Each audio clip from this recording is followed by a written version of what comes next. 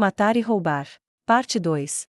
Por que eles estão lutando assim? A teocracia não se importa com a morte de seus soldados. Fazia uma semana desde que eles deixaram a Vila dos Elfos Negros. Esta foi a primeira reação de Ainz depois de observar o ataque da teocracia à capital real à distância. Os soldados da teocracia fizeram paliçadas de árvores e avançaram enquanto empurravam essas paliçadas à frente deles. Ele podia entender que eles estavam se protegendo contra aquelas flechas élficas terrivelmente precisas, mas ainda assim, parecia um desperdício. Como as paliçadas não ofereciam proteção contra ataques vindos de cima, elas não faziam sentido contra habilidades especiais como aquela que poderia fazer flechas girarem no meio do voo. Não havia muitos com essas habilidades especiais, então talvez eles pensassem que essas perdas eram aceitáveis, mas a teocracia deveria ter muitos conjuradores de magia divina. Eles não podem simplesmente fazer tudo com ataques de área de efeito. Elfos tinham uma vantagem de posicionamento no momento. Eles não deveriam convocar anjos para negar essa vantagem e atacá-los de cima. Não, eles basicamente fazem suas casas de árvores, então é mais sensato queimá-las até o chão. Há muitas árvores ao redor, então por que eles não fizeram máquinas de cerco com elas e lançaram projéteis flamejantes à distância? As árvores fortes e verdes não eram tão inflamáveis, mas os galhos e folhas menores eram um caso diferente. Além disso, a fumaça desses incêndios também sufocaria os elfos enquanto obstruía sua linha de visão. O fato de que as forças da teocracia não estavam usando nenhum desses métodos parecia muito estranho aos olhos de Ainz. E por que eles não estão mobilizando pessoas mais fortes?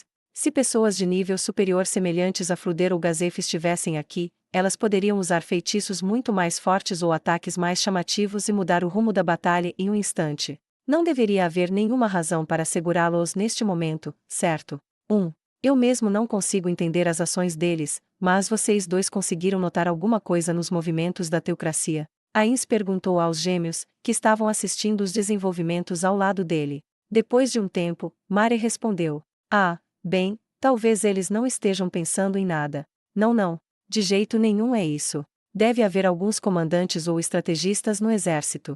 É difícil pensar que nenhum deles tinha planos. Certamente deve haver uma razão por trás dessas ações. Mas ele não conseguia pensar em uma razão. Era possível que algum general incompetente conseguisse ganhar autoridade de comando devido à política e tomasse uma ação independente, desprezando os estrategistas. No entanto, considerando o quão sistematicamente eles cortaram as árvores e avançaram seus exércitos, ele sentiu que esse não era o caso. Sim, eles também estão atacando de outras direções, mas é a mesma coisa lá também. A teocracia bloqueou a capital real em semicírculo e colocou forças na outra margem do lago para bloquear a orla. Eu não os vejo usando elfos capturados como escudos de carne. Parece que eles estão despejando nos soldados que eles não se importam se eles morrerem. A teocracia pratica a escravidão. Não, embora eles tenham escravos élficos, nunca ouvi falar deles usando soldados escravos. Acho que já temos uma ideia geral do sistema político deles, mas é difícil dizer que sabemos tudo. Mesmo assim, eu não acho que eles fariam isso, sabe? Se eles forem soldados convocados. Os soldados atingidos pelas flechas deixaram para trás seus corpos, então eu não acho que esse seja o caso também. Enquanto os outros soldados carregavam os caídos em pânico para as linhas de trás, para o acampamento da teocracia, eles demonstraram razão para pensar não serem tropas descartáveis. Então, por que eles não estão usando os melhores métodos à sua disposição, mas deixando esses soldados morrerem? Ainz procurou em seu cérebro e finalmente espremeu uma única resposta razoável. Esta é apenas uma hipótese, mas talvez eles estejam lutando assim porque perceberam que estamos aqui. De jeito nenhum. Não, é muito precipitado concluir que é por nossa causa especificamente. Talvez eles estejam fingindo para dar a falsa impressão de que são idiotas para suas nações ou organizações inimigas, ao mesmo tempo em que mantêm suas cartas mais fortes escondidas. O reino feiticeiro não poderia ser a única nação que eles queriam enganar com informações incorretas. Era provável que a teocracia tivesse outros inimigos que Ainz não conhecia. Esse tipo de campanha de desinformação foi algo que Ainz e outros fizeram várias vezes até agora. Parecia que a teocracia teve a mesma ideia. A teocracia é uma nação com uma longa história, então eles provavelmente têm muitos inimigos também. Mas, esse é realmente o caso aqui. Ele não conseguia pensar em nenhum outro motivo para conter o pessoal mais forte. Neste caso, aqueles contra os quais eles estavam se protegendo seriam o Reino Feiticeiro e o Estado do Conselho Norte do Reino. Era fácil imaginar que o dogma da supremacia humana da teocracia tornava tensas as relações com o Estado do Conselho devido à sua diversidade racial. Nesse caso, talvez devêssemos formar uma aliança, não? Albedo e Demiurgo provavelmente já pensaram nisso. Dito isso, não adianta um superior que jogou todo o trabalho para seus subordinados. Talvez eu devesse perguntar a eles sobre isso mais tarde. Eles já haviam formado uma conjectura de que o misterioso Riku Agneia que apareceu no final da guerra com o reino provavelmente estava relacionado ao Lorde Dragão de Platina do Estado do Conselho. A única coisa que os ligava era o tema platina que tinham em comum. Mas, se isso realmente fosse verdade, provavelmente seria uma ideia melhor aliar-se à teocracia contra o Estado do Conselho. Ou, eles poderiam tentar se aliar ao Estado do Conselho contra a teocracia enquanto investigavam sua situação interna, tudo bem também. Seja qual for o caso, eles devem dar o primeiro passo antes que o Estado do Conselho e a teocracia formassem uma aliança contra o reino feiticeiro. Claro, se mesmo Ains pudesse perceber isso, era altamente provável que esses dois gênios já tivessem feito planos em relação a isso. 1. Considerando que há uma chance desses dois estarem se preparando para formar uma aliança neste momento, devemos fazer o nosso melhor para evitar ser descoberto aqui. Se formos descobertos, podemos simplesmente matar todas as testemunhas. Ains-sama. Devo então me infiltrar no acampamento da teocracia e coletar informações. Ains balançou a cabeça com a proposta de Aura. Não, isso é algo que não devemos fazer a qualquer custo. Ains tentou explicar seus pensamentos para os dois. Vamos ver, digamos, por exemplo, se alguém fosse hostil a Nazarick e fosse tão poderoso quanto eu, seria possível se infiltrar em Nazarick e roubar as informações que eles querem. Sim, é possível. Também penso o mesmo. Se realmente houver alguém tão incrível quanto Ains-sama, acho que eles podem fazer isso. O Mu. Ele obteve respostas extremamente confiantes, incluindo uma resposta clara e raramente ouvida de Mare, mas essas não eram as respostas que ele queria. Espere, a pergunta saiu errada. Certo, vamos ver. Deve. Não ela. Ele podia facilmente imaginar qual seria a resposta. Se ele usasse Chautiar como exemplo, impossível seria a resposta imediata de Aura. Era a resposta que ele esperava, mas a lógica que levaria a essa resposta neste caso não era o que ele queria. Então, ele não poderia usá-la como exemplo. Então quem seria um bom exemplo? Ains se perguntou. Ator de Pandora, considerando que ele pode se transformar em outros membros da guilda, a resposta dos gêmeos provavelmente será possível. Demiurgo, Ung. Parece que ele pode fazer isso facilmente. Aura, ou Mare não será um bom exemplo. Nesse caso, vou repetir a pergunta anterior. Hipoteticamente, sim, hipoteticamente. Imagine se alguém no mesmo nível de Albedo se opusesse a Nazarick. Nesse cenário, é possível que eles roubem todas as informações de dentro de Nazarick. E, Albedo, você diz? Desculpe-me, mas ela fez algo suspeito. O que? Não, você está completamente enganado. Tenho certeza absoluta de que Albedo nunca nos trairá. Ains respondeu afobado. Eu não disse que era um caso hipotético. E o inimigo era apenas alguém no mesmo nível de Albedo, não ela mesma. Sim, um cenário hipotético. Os gêmeos se entreolharam como se realmente não entendessem. Aura então respondeu como seu representante. Eu acho que não é realmente possível para Albedo. Primeiro, Albedo não é proficiente em habilidades furtivas. Eu também não ouvi nada sobre ela ter equipamentos com tais efeitos. Bem, você está certo, mas, Albedo é um tanque afinal, ela certamente não tem essas habilidades. Isso acabou sendo um mau exemplo também. Desconsiderando isso, você acha que é impossível, mesmo que ela coloque seu intelecto para trabalhar? Se sim, acho que seria impossível. Bem, tanto faz. Ele não conseguia pensar em nenhuma outra pessoa adequada, então decidiu usar o nome de Albedo enquanto sentia pena dela.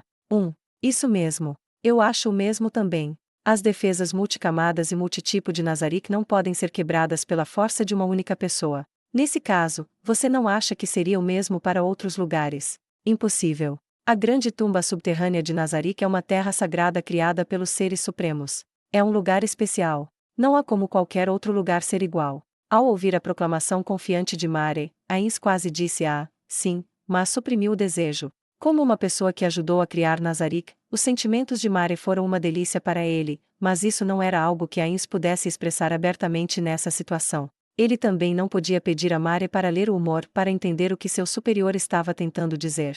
Então, ele decidiu ignorar a resposta de Mare por enquanto. Bem, eu acho que é algo assim. Se Nazarick pode fazer algo, talvez outros também possam. Ains sozinho não poderia roubar as informações de Nazarick. Da mesma forma, provavelmente foi o mesmo para organizações construídas por outros players. Não tem como ele estar errado.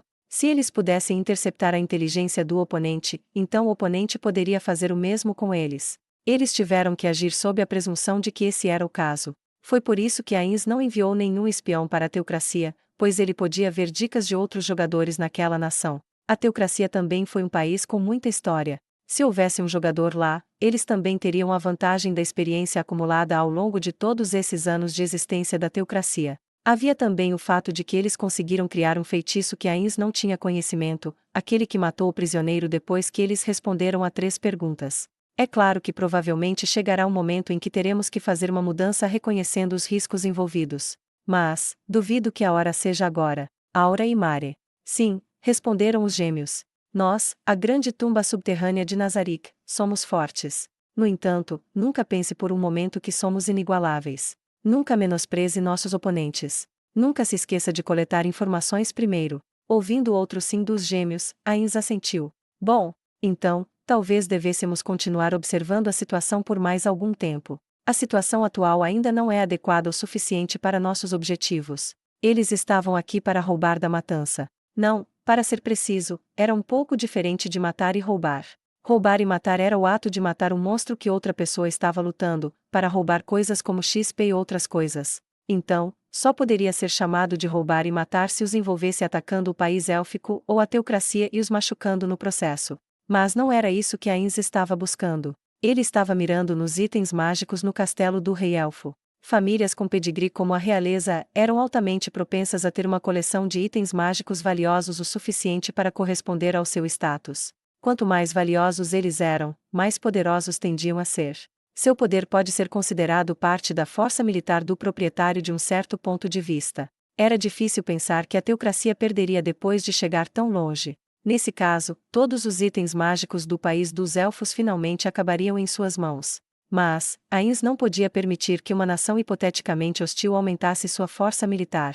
Então, seu objetivo atual era impedir a teocracia e roubar os itens mágicos do país dos elfos. Houve também mais um benefício para este plano: eles não estariam se opondo diretamente à teocracia. É claro que, se suas ações fossem divulgadas, a teocracia certamente os criticaria fortemente. Dito isso, as coisas que eles iriam roubar ainda não eram da teocracia, o que era uma desculpa bastante válida. Considerando tudo, descrever isso como ladrões roubando de uma casa em chamas seria mais preciso do que chamar de roubar e matar.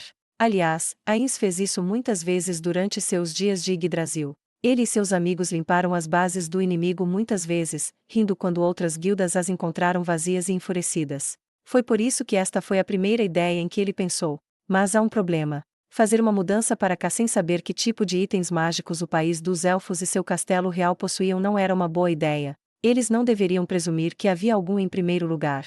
Era perfeitamente possível que eles realmente não tivessem nenhum item mágico se sua sorte fosse ruim. Nesse caso, eles não apenas teriam que enfrentar o perigo sem nada para mostrar, mas também poderia comprometer suas relações com a teocracia por ganho zero. Originalmente, eles deveriam ter reunido a inteligência primeiro e depois agir. Mesmo que a realeza élfica possuísse itens mágicos, ele poderia facilmente imaginar que a terrível situação da guerra poderia forçá-los a abrir o tesouro e fazer com que os itens mágicos fossem usados no esforço de guerra. Eles também poderiam tê-los transferido para um lugar seguro em outro lugar. Infelizmente, eles não tiveram tempo suficiente para investigar.